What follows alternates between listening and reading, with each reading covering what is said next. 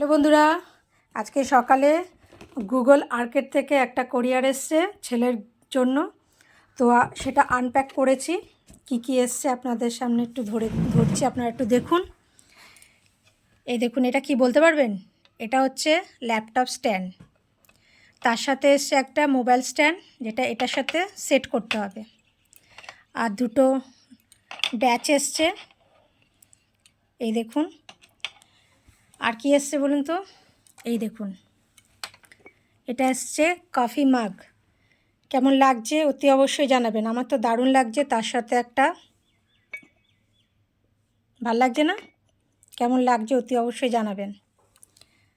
আর পেয়েছে কি বলুন তো? একটা টি শার্ট,